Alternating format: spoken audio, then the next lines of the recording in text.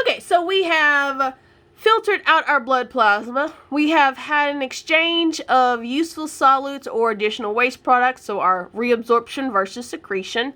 Now, in our final step is our water conservation. So concentrating our urine, so again, we don't lose so much due to that production. So once we finished off we're past our distal convoluted tube, we're now dumping our fluid into our collecting duct, so therefore it's now urine. So our collecting duct actually receives fluid from several different nephrons, and again, collecting duct, that's when it's officially urine. So the job of the collecting duct is to reabsorb more water. So earlier when I talked about the renal medulla, remembering how it's so salty, so water's going to go to the area where it has a higher osmolarity or higher tonicity, so there's more salt in the medulla, so water's going to go party. It's going to go to the place where there's more stuff. So that's how water is additionally removed from our collecting duct and going into our medulla, and then to keep the medulla salty, we just get rid of the excess water. So this is going to, so water leaves by osmosis, and that's going to concentrate our urine. So here's our nephron. We've done all our processing. We're dumping fluid into our collecting duct. So now it's officially urine, and again, water leaves as you go through your, the medulla region of your kidney. So the salinity or the saltiness or osmolarity of your medulla increases as you go toward that, toward your renal sinus. So as you start going to exit out the kidneys, and that helps you to continue to remove water through osmosis.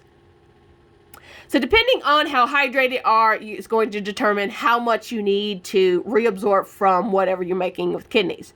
So water diuresis, so drinking large volumes of water, you're going to get rid of that excess, but again, only to so much. So some of these stupid challenges, keep drinking water, eventually your kidneys aren't able to catch up, and so you can end up actually killing yourself. There's this one frat guy who did that because instead of drinking beer, they're like, oh, we can switch to water. Oops, wrong idea.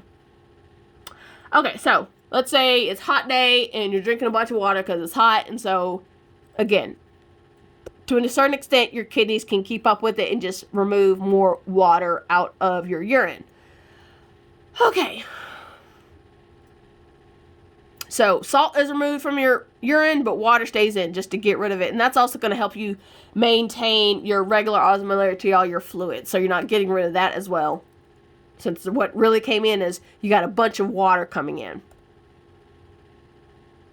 So if you're dehydrated, you're going to do the opposite. So you're going to retain as much water than you can so that your urine ends up being even more concentrated. So with a higher blood osmolarity, because you just don't have that much fluid in there, so you got a bunch of stuff hanging out in your blood. So we have our ADH hormone is released, so we end up with more aquaporin channels in our renal tubule, so that we can reabsorb more water.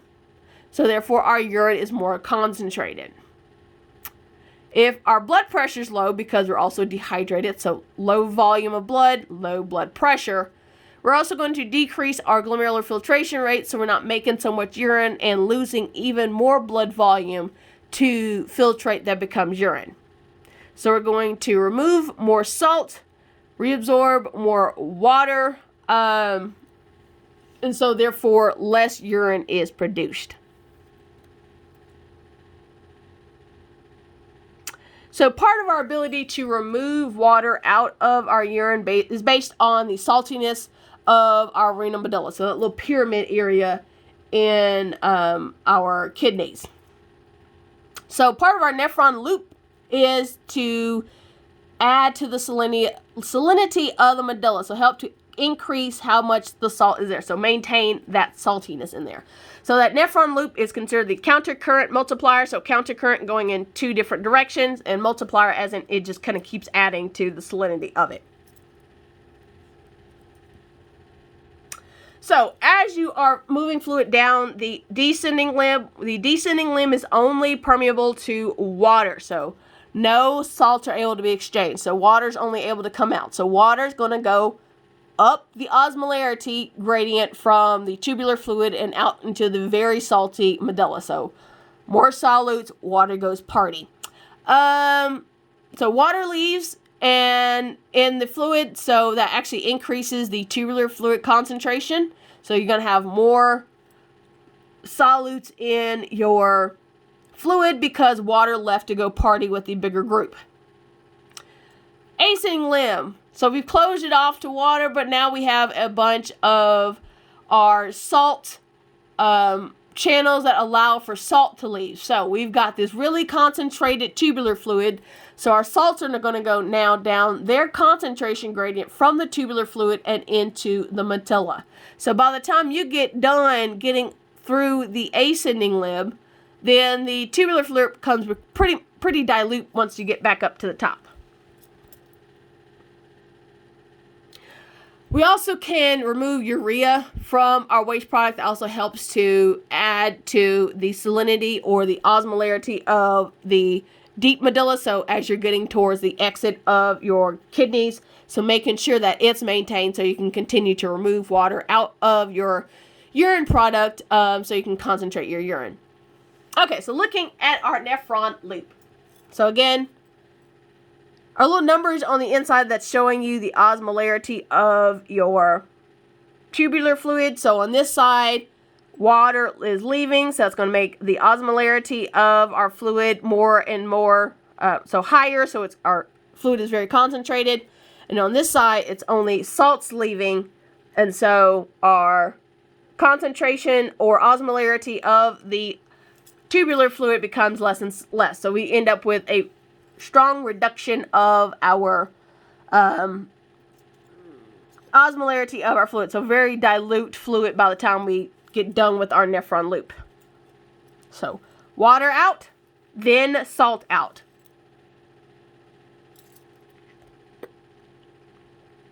So in order to reabsorb, for example, particularly the water out of what we've exchanged from our nephron loop, again, that is the vasa recta, that is the blood vessels that are hanging out in the medulla, to remove water from that area, but keeps the salt in there. So again, we're maintaining the salinity of the medulla. So in our vasa recta, which follows our same nephron loop, water is able to, excuse me. We have a similar situation with the nephron loop, but essentially you're still going to be adding to the salinity of the medulla and removing water. So water leaves and then salt diffuses in, and then as you go back up, the opposite happens. So water diffuses in, salt diffuses out. So just switches. I'll show you a picture. It makes sense later. So with our vasa recta, it gives the salt back to our medulla, but it doesn't reduce the osmolarity of the medulla, so helping to maintain its saltiness. Let me show you the picture. Okay, so same thing. We're showing our exchange. So water leaves, and then the salts leave on this other side. For our vasa recta, so it's our blood vessel, so it still has a loop because it follows the same loop of our nephron loop. So here, the numbers, we're also showing our osmolarity there. So we have our water and salt exchange, able to drop off some water, but we pick it right back up on this other side. So here we have an exchange of our water and salt for both of them. So we end up soaking up some of the salts on our descending loop because medulla is all nice and salty. So we're going to go down our concentration gradient. Water's like, ooh, party time, more solutes, let's go to the medulla. But on the opposite side, because you do have this change in osmolarity of the blood, the salt is now a higher concentration, so it's going to leave. And it's because you have all this concentration of solutes on the inside of the blood. Water's going to be removed from the medulla, as in, again, party time, go to where there's more solutes. And so you end up with the exact same amount of osmolarity of the blood once you're done coming back out of your medulla region. Here, you actually do have a difference where you go from 300 down to 100. But then you keep removing water, and that becomes even more concentrated.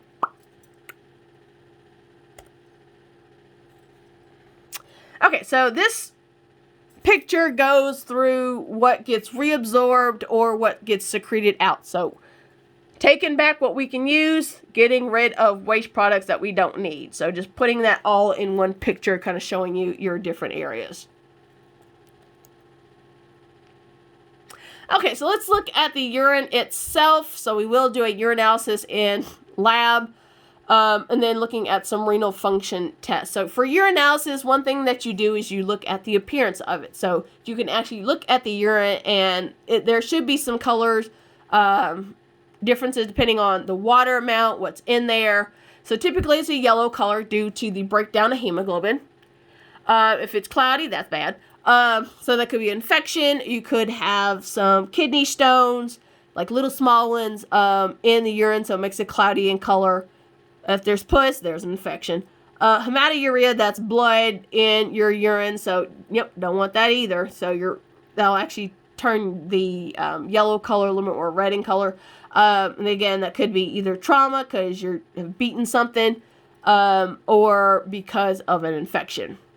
Another thing you check is the odor. So now sometimes it's because of the waste that's coming out, and then sometimes it's just waste or a disease product, but sometimes it's just from the food you eat. And so like your very aromatic stuff like your onions or garlic, if you eat a lot of it, sometimes you can actually smell those same aromas coming out in the urine. Another one is specific gravity. So how much stuff is in your urine. So plain water is a density of just 1. So your urine should have some stuff in there. So your density ranges from 0.001 to 1.028 grams of stuff per milliliters. So with your density of it, depending on your output, is going to change. I know for some diabetics, because they're trying to get rid of the high blood sugar, then what ends up happening, the kidneys end up creating more urine, so they have very dilute urine because they're trying to get rid of this excess glucose. Another thing is osmolarity changes, so depending on how much water you've drinking. pH, based on how much you need to adjust your body's pH. So usually it's mildly acidic. Again, there is a level into how much. There is a level to how much your kidneys can help you adjust your body's pH if necessary. So inside our urine, there are some stuff to normally have. So we have our different waste products, different ions or salts that we don't need, excess minerals that we might not need, sometimes bicarbonate based on maintaining a certain pH, and again, just different types of waste products. What's abnormal to find, so glucose, because our blood sugar should be within a normal range, that we're able to pick up all of the glucose out of our urine. Free hemoglobin, so the hemoglobin that hasn't been processed. Albumin, so that's albumin, which is a big fat protein, so it shouldn't have been able to pass out of the glomerulus. Ketones, depending on if your diet. So with your breakdown of your fats, you can create ketones as well as breakdown of proteins to use either of them for your making ATP. If you're on a ketogenic diet, then you will have some ketones in your blood just because of different type of fuel usage. However, if you don't want it to be too much, just because you're going to end up your body becoming too acidic. So that's one thing you do have to watch out for, some of those diets, how you change stuff. Then lastly, bile pigments, because bile comes from your liver, which is dumped into your gallbladder, dumped into your intestines. So that shouldn't have gone into your bloodstream and eventually get filtered out by your kidneys. So something happened there. Okay, urine volume. Normally we have about 1 to 2 liters a day, depending on, again, partially your hydration levels. You could have either a lot or a little, depending, again, hydration levels, or if there's a disease state that could help that. So, for example, your anuria, so that's producing very little urine in a day. Again, dehydrated, circulatory shock, so that is less blood volume, and so less blood pressure, so less filtrate being created. Prostate enlargement, so basically your prostate, if you're a man or have male parts, your prostate's actually around the urethra, so if it becomes enlarged, it squeezes on the urethra, and so there's less urine that's able to come out.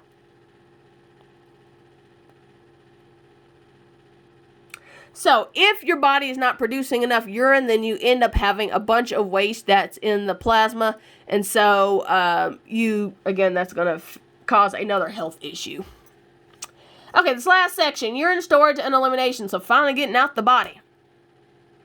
So again, your kidneys, they don't have a on-off switch, so they're always making urine. So we actually able to use our bladder to collect our urine.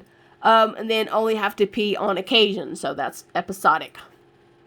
So we have our storage apparatus, which is our bladder, and then ways to control the release. So going from our kidneys to our bladder, we have our ureters, which they actually can stretch themselves as well to allow for flow from the kidneys to our bladder. There is a valve at the entrance to the bladder, helps to allow for fluid to go into the bladder but not back up into the kidneys. So if you're like holding your bladder too long, that's enough pressure for stuff to go back up into your ureters and end up possibly damaging your kidneys. Okay, so here is our ureter. So very little space. The little white portion, that's actually your open space for your urine. But again, it can stretch some to allow for more fluid to pass. You do have some peristalsis contractions to, move the fluid down your ureters because, again, depending on your body position, you need to make sure that the fluid goes in one direction. Another thing, the lumen or the open space is very narrow. So, if you're not drinking enough water and you end up with a bunch of kidney stones, or even just one is bad enough, think of a little rock having to pass through this tiny little space. I have one in the lab, and if I remember, I'll bring it when we do our kidney dissection stuff, but trying to pass that through a really tiny space is very painful. At least I've heard, thankfully I've not experienced. Okay, so in the bladder, so there's our urine storage organ. There is a detrusor muscle that's going to control the contraction of our bladder, so allowing for creating a higher pressure in the bladder, so the fluid moves from higher pressure to lower pressure. So our detrusor muscle has a bunch of smooth muscles. So smooth muscle, once it gets expanded, it's going to contract as part of how it reflex works. Excuse me. So part of as it feels, eventually it's going to contract and kind of be like, hey, go. You need to go to the bathroom because we're starting to fill up. So that's part of our exiting process. We also have transitional epithelial tissue. So if you remember that from chapter 5, where the cells at the upper layer are larger, so allows for the space to stretch more, plus you have more surface area as well there too. So it allows for a little bit more stretching before we start stretching out our smooth muscle.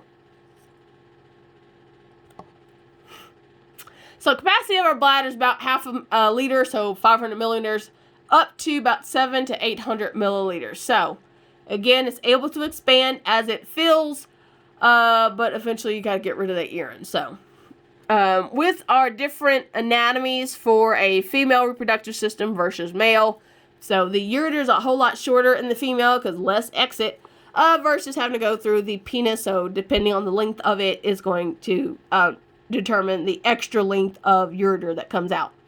So controlling what comes out, since we're in this diagram anyway, is a external urethral sphincter, which is a skeletal muscle, which means we can consciously control it, and so therefore able to consciously control what comes out. So this is why babies have to learn how to control that, and old people, sometimes they forget how to control that, and so therefore, thankfully, there are depends.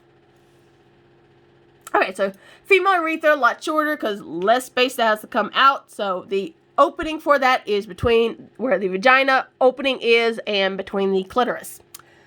So again, External urethral sphincter is a skeletal muscle, so therefore voluntary control of it.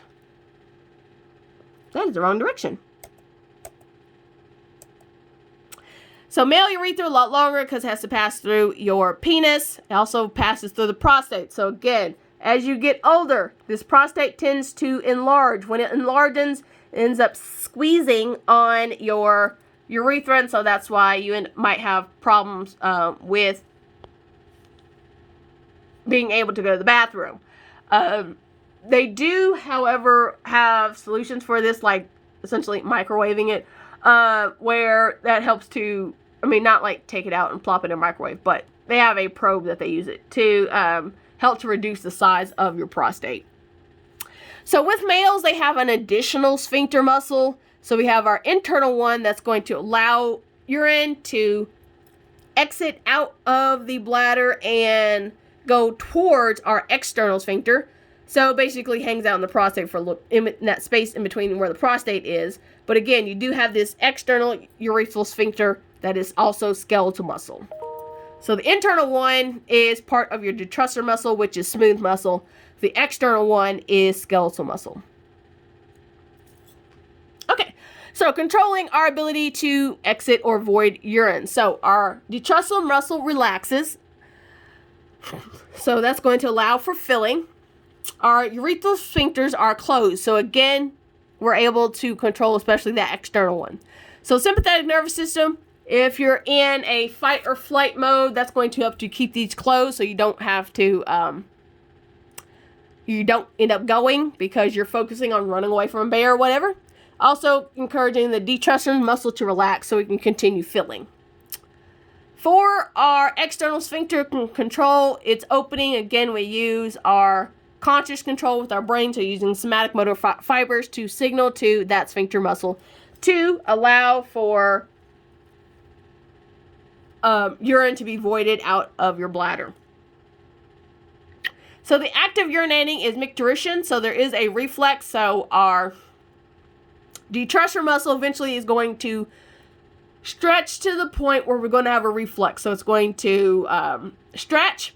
The reflex to sends to the muscle, telling it to contract. So when it contracts, it ends up, the pressure differences, you end up with the fluid wanting to go from the higher pressure area in the bladder to the lower pressure area, basically outside of your body. So unless you make sure to control that sphincter muscle, that urine's coming out.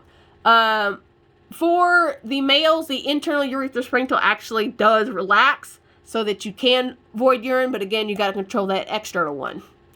So, again, depending on when it's time to go, the detrusor muscle is excited so it can contract and cause the pressure difference for fluid to move, and then also relaxing your external sphincter so that you can void urine. So again, it's just showing your reflex of that whole system. I think this is almost going. Okay. So this is the last one. Yep, this is the last one. So with our micturition reflex, so our going to the bathroom reflex, that kind of, I want you to go anyway when your mom tells you, or you as a mom or parent is telling your child to go anyway. You can use the Valsalva maneuver, so basically increasing your abdominal pressure to push down on your bladder. That's going to increase the pressure there, and so therefore kind of help to get that reflex started so you can actually go.